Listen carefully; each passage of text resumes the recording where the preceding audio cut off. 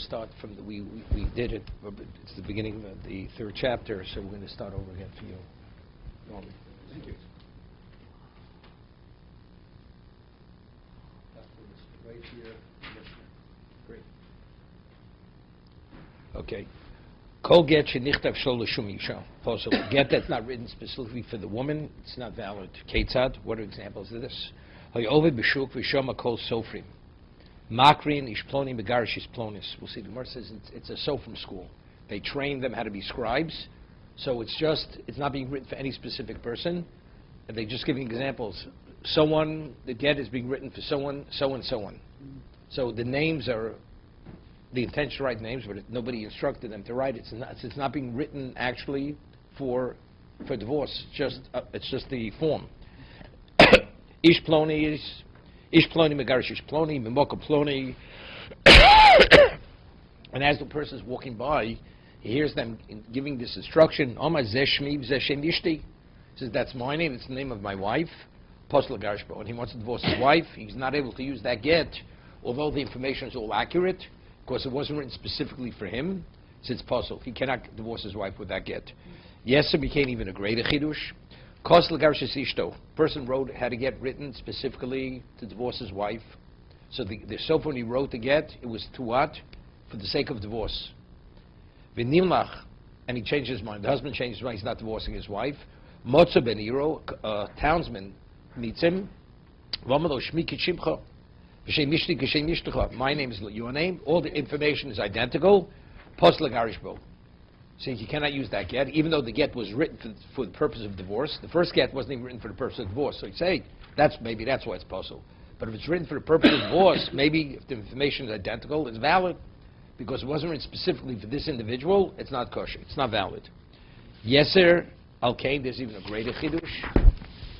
Yeser mi-kain, ho-yilu shtei noshim. Yet the person has two wives, u'shemosei shovos. They have identical names. Kosel garsh is agdol, garsh posakdana. But he originally told the sofer, I want to divorce Leah, the older Leah, not the younger Leah. And then afterwards, he changed his mind. He's using it for the younger one.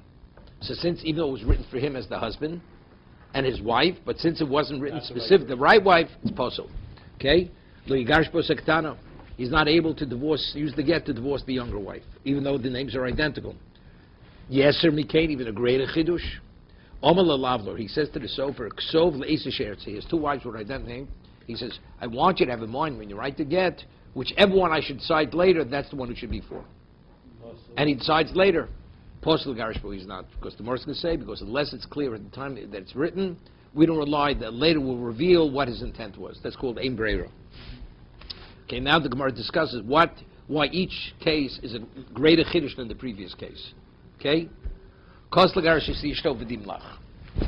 second case of the Mishnah. The person had to get written specific for his wife, then he changed his mind. Another person meets him. He says, by the way, the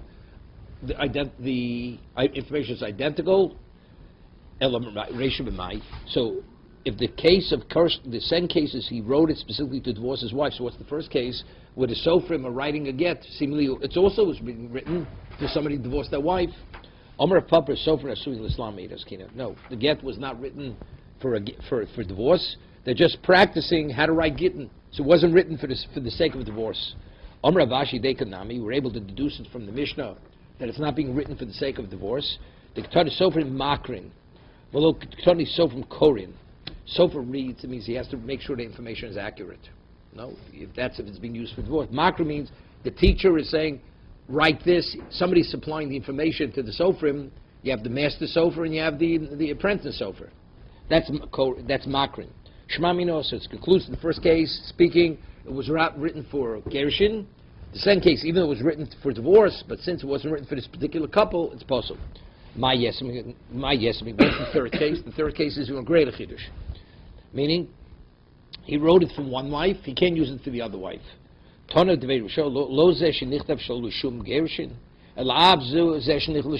case, not only is the get not wasn't written for the sake of divorce is a possible, even though the one that's written for the sake of divorce is possible. That's the second case. And not only one that was written for the sake of gershon is a possible,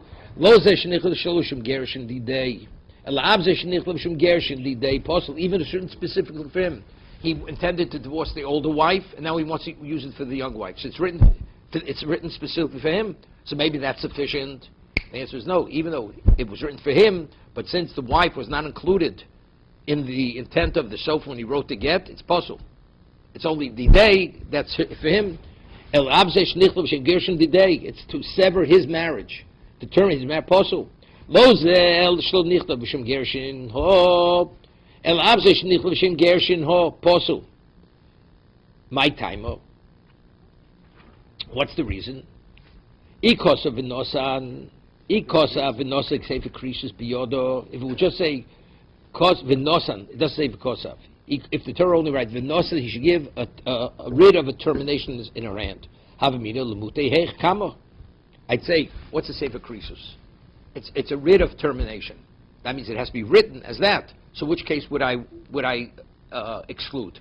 That's what I'm just practicing. It was never written as what? As a writ of termination. It was just a model case.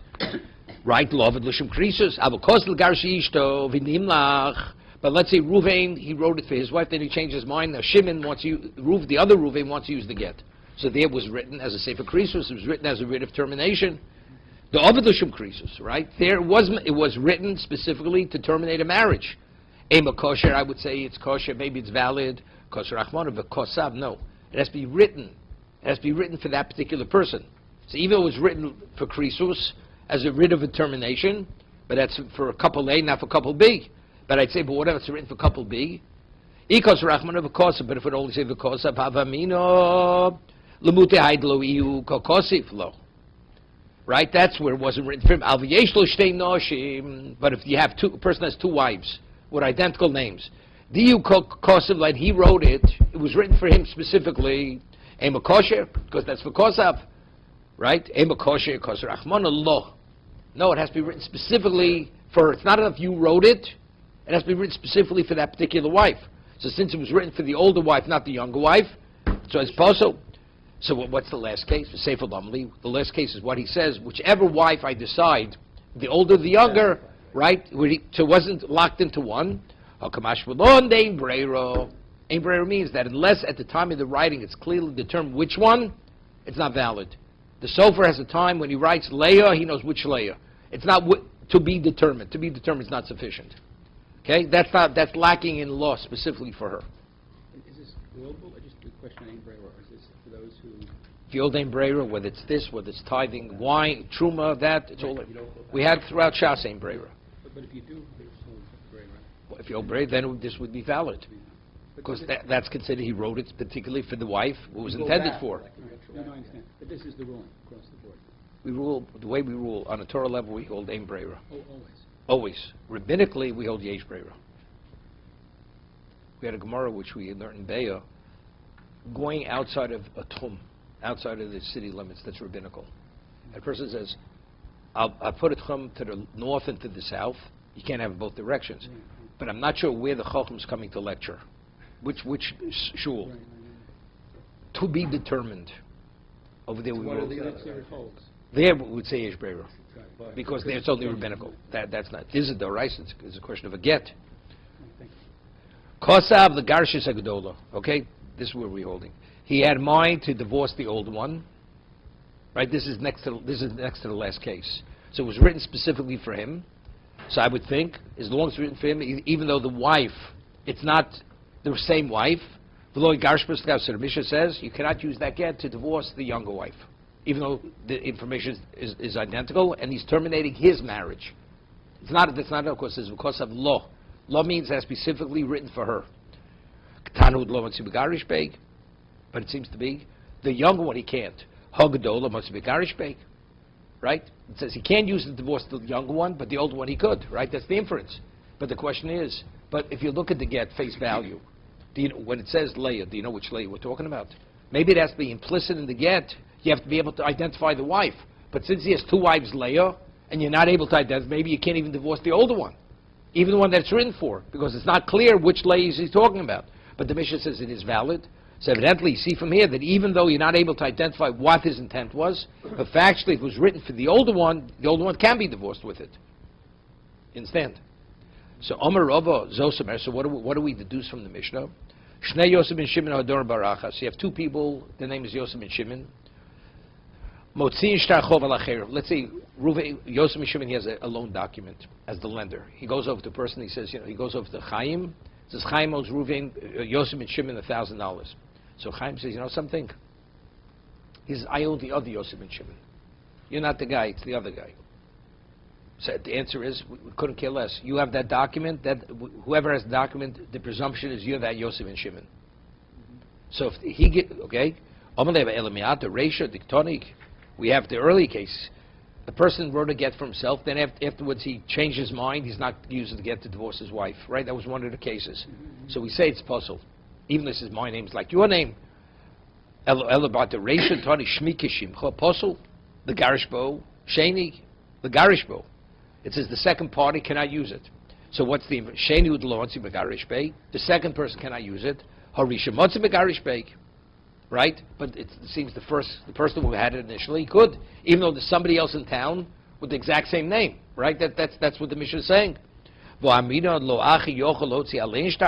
what's going on? What happens if a lender comes, and it says Yosef and Shimon owes this lender money? The lender, the borrower, could say, I'm not the guy. It's the other Yosef and Shimon. Unless he's able to prove which one, he can't collect with that document. And yet it says over here that the person who the document was written for him, even though there's somebody else with the same name in town, he could use that document. So we see, just as we see from over there, that unless it's clear in the loan document who we're talking about, you can't collect from that debtor. So over here, since it can't be determined who exactly is the husband, how could he use it? If you have two people with identical names, so what are we speaking about? You want the answer? We're speaking about 80 Masira. We're speaking about there were 80 Masira, there were witnesses who were there. When does the get become a get? Not with the signing. It's the get that's passed in the presence of witnesses. So if you pass, they read what it says in the document. So when they read what it says in the document, so when does the document assume the status of a document? Only when they read it. So when they read it, they know exactly what you're talking about. If you say when you sign it, that establishes the document. After the document is signed, do you know who we're talking about? Is it couple A or couple B? You don't know. So that would be a problem. But over here, if you hold like Rebbe Loza Edi Masira Karsi, that what gives the validity and the strength and the power of the document terminating marriage is because the transfer is witnessed by witnesses. So the witnesses, they see Ruvain this man giving it to his wife. So they know exactly who we're talking about. You understand? When it assumes the status of what it's supposed to be, they know exactly what we're talking about. Rebbe Lozi, the reason why the first man can use it, although there's somebody else in town with identical information, because the Edi Masira, they give it its power, and they see exactly who we're talking about. Rebbe Lozi, Omar Rav, Kulam Poslim Bikuna Chutzman Arisha. Hear this. Let's say we spoke about 4 cases where the get is posel. The case where they were practicing, the case where it was written for Ruvain, for couple A and couple B can't use it. Third case, he wrote it for the older one, and he wants to use it for the young one. The third one is whichever one I decide. Those 4 cases, the get's not valid. Let's say a person gives one of these non-valid get to his wife, which she's not divorced. Afterwards he dies. So she's a widow. Is she permitted to marry a Kohen because she received one of these gittin?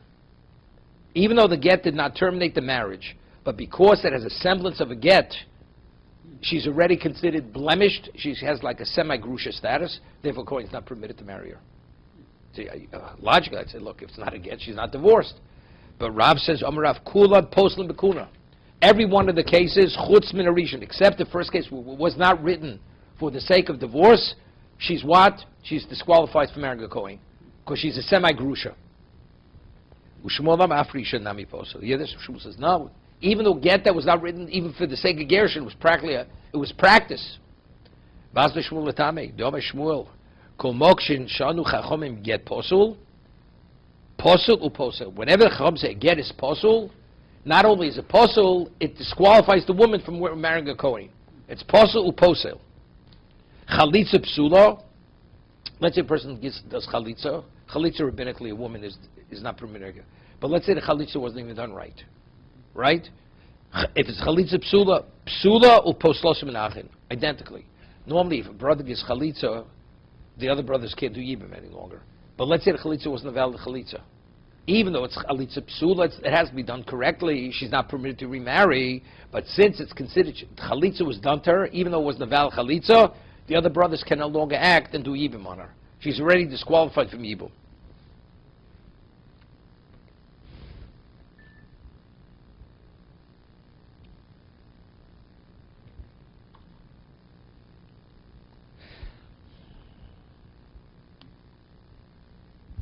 So over here, if you take a look at Rashi, what's the rationale? Why, if the get's not valid, why she should be disqualified from the Kohen, right? So Rashi says chutz min harishin, shel nichtav shim gershon kla aval hanach basroi. The latter cases, pasli. Why? It's called the recha get posa bikuna.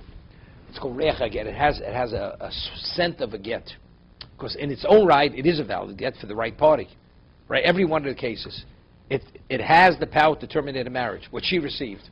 The problem is she's not the one to receive it. You understand? The first case, it has no relevance to a get. It was purely a practice get. The Tanya Perik Basra, now what happens if a person says to his wife, I'm giving you the get that you permitted to the whole world except one party. Is it a valid get? It's not valid. Of course, get means it's total terminating the relationship. Let's say a man gives his wife such a get. It's not valid. Is she permitted, and then he dies, is she permitted to marry a Kohen? He's not. Okay, that's the case. But you're not permitted to everyone. Why? You know this? It says a woman who's divorced from a husband, what's the inference? Even though she says, you're divorced from me, but you're not permitted to anybody. I mean, it's nonsense. That's enough, that she's already considered blemished. She's considered like a grusha. Although she's not permitted to remarry. Luhutra, she's not permitted. Psulamid lukura. But nevertheless, she's disqualified from a Kohen. Okay? I feel rishon rechaget. Okay. Further.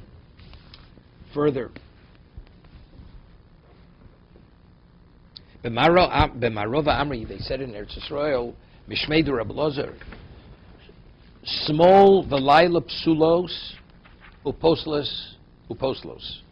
What about the chalitza shul? Which hand is it? Which foot is it? It's on the right foot. Let's say he put it on the left foot. So it's a chalitza psula. What about if the chalitza is done at nighttime, not during daytime? Because it says yom. Has to be done during the day. Let's say he does the chalitza at night.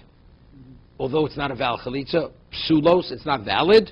Upostlos. But if it did happen, the brothers already, they can't do yibum any longer. Because that's considered, although she's not permitted to remarry, because it's chalitza psula, nevertheless, it already disqualifies the other brothers from doing yibum. Because it's a semi chalitza. Is this on a Torah level or on a rabbinic level? Well, I'm not sure. See, the other seems it's a posuk. I'm not sure if it's nasmachta. The other with the get, even though the get's posuk, she's not permitted to remarry. She's not permitted to marry a Kohen. So there was a play on words over there. Is that what the Torah is really saying? Because that's purely a rabbinic interpretation. It's not clear. What we call it has a reach get. It has like a scent of a get. Okay. What about cotton vampilyo? Let's say a child. The child is not qualified to give to give chalitza, because this is ish. Let's say a child gives chalitza. The brother that gave chalitza to the widow was a minor, right? So it's not valid.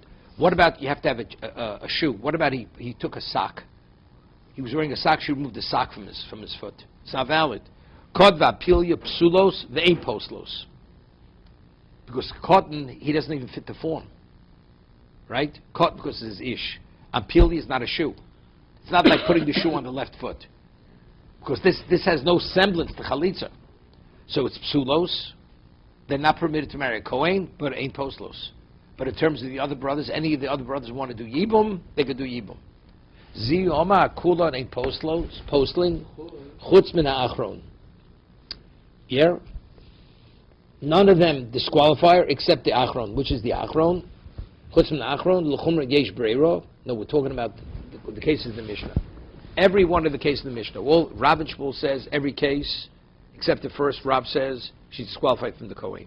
Because the first one wasn't even for forgetting. Shmuel says no, even the first case. Ziri come to argue with all of them.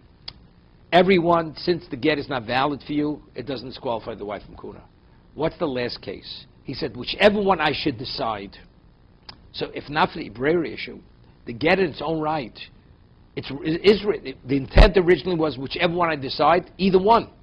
So even though it's not effective because ain't Breira, but that's sufficient connection to both wives that the wives are disqualified. That's what he says. Ziri Omar Kulan ain't postlin. All the cases in the Mishnah do not disqualify from a coin. Chutz min achron. Except the last case. So you take a look at right. L'chumra, you know, yesh breira. Because l'chumra, we don't say breira to allow her to remarry. That's l'kula. But l'chumra, but to be stringent, we'll say yesh breira. So if you say yesh breira l'chumra, that means she's a divorcee. Okay? V'chein omer avas kula in postel min akuna min chutz min Rabbi Yochanan af achron nami ein a postel. You hear this? Even the last one, she's not disqualified. Why is she not disqualified? Rabbi Yochanan is consistent with his own position. Now, what's the halacha? You purchase something, you have yovel. I purchased something during the sabbatical cycles. Now the 50th year comes. A piece of property. What happens to the property? Torah says has to return to original owner. Okay. Let's say now a man dies. He leaves an estate. He has 4 sons. So they divide the estate. If you hold yesh breira, that means each person what he received what he was meant to receive. It's not, there's a concern, Reuven received Shimon's portion, Shimon received Reuven's portion. See, if it's a concern, they each one received the other portion, what happens when Yovel comes? They have to put it back into the estate and redivide every 50 years. Because it's like if I gift you something, what happens when Yovel comes? It comes back to me, if it's a piece of property. So let's say you have an estate, the brothers, they divide up the estate. Is it so clear the portion you received was meant to be your portion? Maybe you received your brother's portion, your brother received your portion.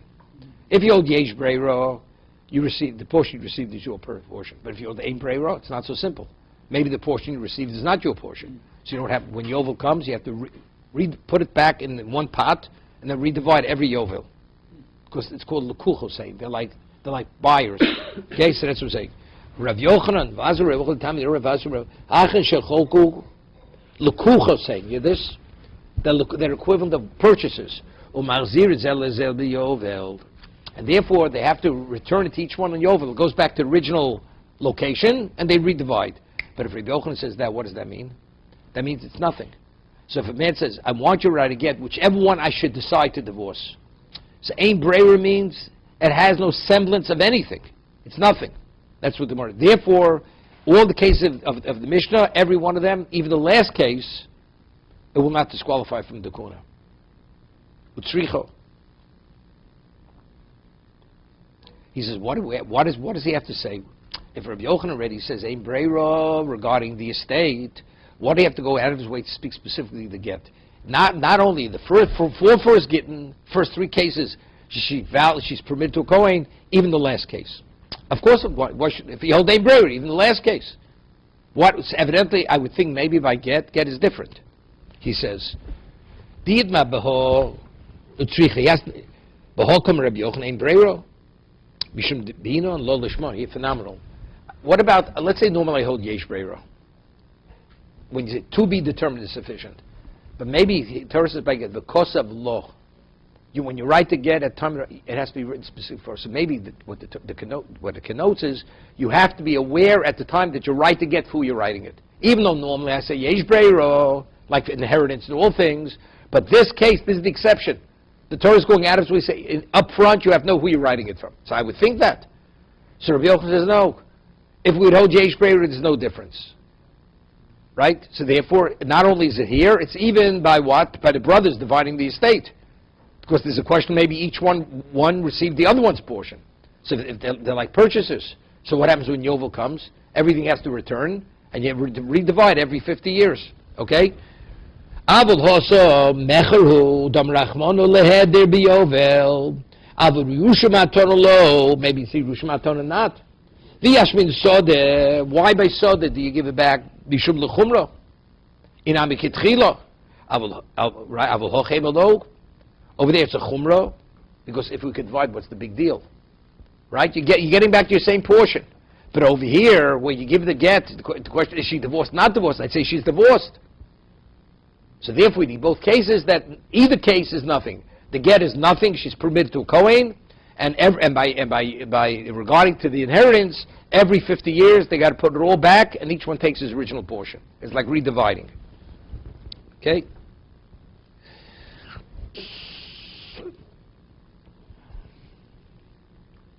Boy mine Rav Oshia and Rav Yehuda, Omer Lavlor. Rav Oshia posed the question to Rav Yehuda. A person says to the sofer, Ksov le'esa shetetzi Pesach tchila. You hear this? Mao. It says, whichever wife walks out of the doorway first, that's the one I want to divorce. It's similar like the older one and the younger one, right? Whichever one I should decide. Omar lei tinisua. He says, what kind of question? It's explicit in the Mishnah. You're asking, whichever one comes out of the doorway, is she divorced? The Mishnah says in Tinisua, yes, I'll be Cain. He says to the sofer, I'll write to get for either, whichever one I should choose to be seen, to be determined. Pasul l'garishbo. I'll be in brera. See your question? That's exactly this case. Ein brera, it's nothing. Eisvei, home of the bono. Person says to his children, Haredi shochet is a Pesach. Now, to be included in Korban Pesach, you have to be pre-designated. And when do you have to be designated? Before the animal is slaughtered. Once you slaughter it, let's say for 5 people, now you want to include a 6th, they can't be included any longer. So let's say a person says to his children, he wants them to get to Yerushalayim quick, to motivate them. Whichever one arrives in Yerushalayim first, the Pesach I slaughter, he's included. Whichever, right? If the first one, the majority of his body enters through the gates of Yerushalayim, Zoche b'chelko, he merits his portion in the Korban Pesach, umezakes echav yimo, together with his brothers. we got a problem, right? But that's only brera. How could he be included? Whichever one is the first. Do I know which is the first? He has 10 children. So what do you see over here? We see yesh brera. Omar le, he said to him, he posed the question. Osha to Rabbi Yehuda, he says to him, Osha b'ni, bri, ma'ani psochmei tzogit, what kind of comparison is it? Truth is, in fact, the father had him all in mind. He only made that comment because he wanted to motivate him to get to Yerushalayim as quickly as possible, to do the mitzvah of Pesach. So why do they all have a share in it? Because the father had in mind to include them all in his Korban Pesach. That's why they were permitted to eat Korban Pesach. It has nothing to do with brera. So why did he express it that way? To motivate them, to make it, there should be a competition. Who's arriving first? Who's going to be the first one? They can namid Tony Kevin Shinichlas Rosho Rishon Robo Zocha Bechelko B'Zak Sechov Imo. It says he merits together with his siblings. If you say the father had in mind to include all his children, it's very good. Because if it's the first one, how does the second? How do the other siblings get involved? But if you say initially they weren't initially included, how can he include his brothers afterwards? The father said whichever one comes first, and says he'll include his siblings. But once it's slaughtered, you can't. It's too late to be included. A person can be included or detach himself up to slaughtering. So what's the answer? It's purely the statement the father was to get them going, to motivate them. There was a story, incident. The daughters were more motivated than the sons. The daughters did it with zeal, and the sons were like left behind.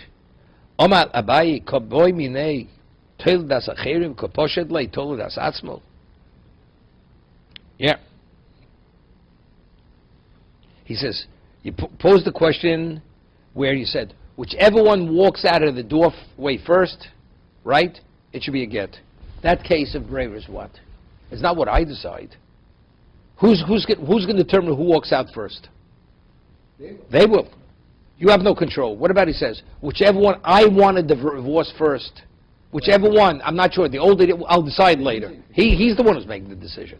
The other, it's contingent on who walks out first. Who's going to determine who walks out first? Whoever's going to walk out first. The person, certainty with both, but there's a difference in the fact. here you have no control. Here I have control. I have control. I could divorce either one. But I said it depends on whichever one I should decide. But I'm always in control because even the one who's the other one, I could say that's the one I want to divorce even up front. So that's he says. The question was posed: whichever one walks out first of the doorway. So that's it's contingent on somebody else's intent. The case in the Mishnah is what? Where he says, whichever one I decide. Then he has that's the case of what? The case of the Korban Pesach. Whichever child comes to Yerushalayim first. Omar Rav, my kusha. So Rav says, well, what kind of question? Dilma mandi islay breiro. A person who holds a breiro, lo shno tol b'das lo shno tol b'das acherim. If you hold a breiro, even though it's not determined up front whether you have control, you don't have control, he said it should be the way it turns out, or the way I should decide. Right? Islay breiro, umandel islay breiro, the one who doesn't hold a breiro, right? Lo shno tol b'das lo shno tol b'das acherim. It's either way. Either you hold it or you don't hold it. Either you reject the principle or you don't reject it. Amalei Reb Shasha, the Rava, so Reb Shasha says to Rava, for Reb Yehuda toil b'das atzmo less late breira. Reb Yehuda who is speaking where he said whichever one I should decide. Reb Yehuda doesn't hold the breira. But told das acher is like breira. Where do we see this? Where do we see that if it's told das atzmo, you don't say breira, but it's dependent on somebody else, you do say breira. Told das atzmo less late breira. The Tanya, listen to the story. Halokech yam ben akusim. Person purchases wine from the kusim. These are the sect that, question is, did they convert? Were they original Jews? Whatever. Omer, so what does he say? On Shabbos you're not permitted to tithe. So it's right, it's ben hashmoshos. So he doesn't have enough time to physically remove the wine from the barrel. So he says, look at, Omer shnei lugash shnei yosel hafresh harin truma. The 2 pints, you have 100 pints in the barrel. 2 pints that I'm going to tithe from the barrel, Motzoi Shabbos, they should be truma. Asor ma'aser rishon.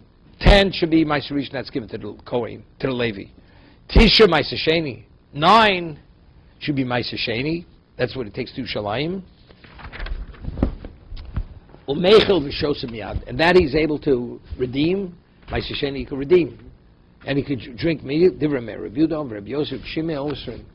It says, Reb Yehuda says, and Reb Yosef, you can't do it. According to Reb Meir, evidently he holds breira. These others, Reb Meir, Reb Yehuda, Reb Yosef, Shim, they reject breira. Osrim told das acherim. Osrin. So here we see we differentiate between told das atztos. Before he says, Rabbi says maybe the one holds one, he doesn't make a differentiation, and one holds or doesn't. He says we're showing clearly that the people we're speaking about, they do make such a differentiation, because the case of Shnei Lug Shnei Yosel Hafrish, who's that dependent upon? It's pumped on him. The 2 that I will take out, who's going to take him out? He's going to take him out. So he has control. And yet he says, Ein Breira. Does not hold the Breira. Ditnan, Mahi Bosna Yomim. Reb Yehuda Omer Keshes Ish, Chod Vareo, Chimais Havigita. Something, we'll stop here. We'll stop here today. Okay, so that's not...